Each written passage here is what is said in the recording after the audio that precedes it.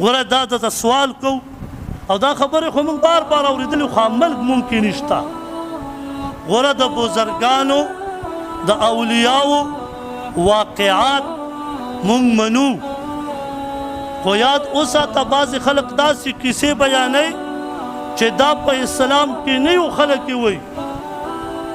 لکه یو خبره ډېره مشهوره ده تاسو به اورېدلي وی دا سمندر د کراچۍ وی دا اوس شور نه کوي دې مخکې پخوا ډېر شور کو وی چې یو ملنګ راغی سوچ کوه ښه وی ملنګ راغی وی چې هغه په مونځ کې غلط وی چې وله غوسه شو وله راتاو شو وی سمندر ټول په کچکول کې بند دا څنګه کچکول و دا څنګه کیسه وه حیران بشي او که ته ورته وایې چې هلکه په دې سړی د ایمان نه خلاصېږي اوس په یو کچکول کې 2 ګیلاس اوبه نه راځي او ته ده نو چې دا کچکول کې دا سمندر بنده نو پیمان د پاکستان ډېر جهازونه خو تباه شوي په ده باندې کیس پکار دی